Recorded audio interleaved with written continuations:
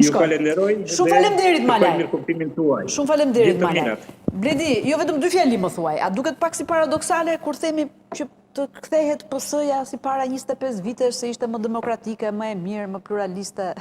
Shiko, ajo është një kohë që nuk kthehet, po është edhe koha ka qenë produkt i një sistemi elektorale.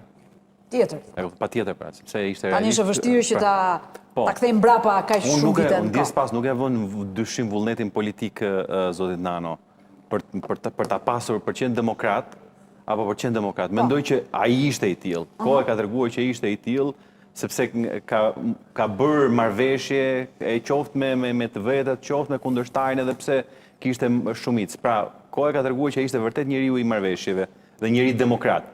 Por jam i sigurt që kjo gjëja dhe fuqia që kishin ndikuar deputetët dhe kodi zgjedhor që i jepte fuqinë deputetëve e bënte po aq demokratike sa Partia Socialiste ashtu edhe Partia Demokratike. Mos harrojmë që Partia Socialiste kishte debatin e brendshëm dhe debati zgjidhej aty brenda, kurse Partia Demokratike ka prodhuar çdo 4 vjet prodhonte nga një parti të re dhe vazhdon ta bëjë atë edhe sot e gjithë ditën.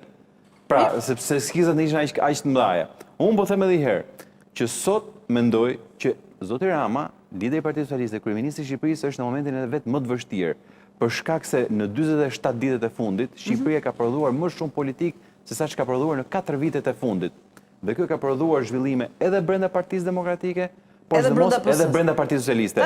Dhe prandaj them unë që nëse zonja Spiros Pali do ishte duke na dëgjuar, unë do thoya që nëse vërtet ke një moment politik ose ke një program politik, ky do të ishte momenti më i rëndësishëm për të dhënë një goditje atij që në fakt nuk ka ndërmend të reflektojë dhe nuk ka për të reflektuar. Koha ka treguar tillë që ai vetëm zhytet ke kapja e pushtetit, vetëm zhytet dhe bazon pushtetin tek raportet me bandat kriminale, ajo që thot me drejt Lita,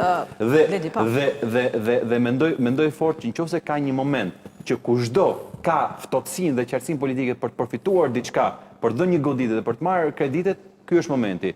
Pra, është si puna saj, o fol tani, ose hesh për gjithmonë. Okej, shkojmë në një hapësirë publicitare në pjesën e dytë, ndalemi te ripërtëritja e PD-s pas reklamave.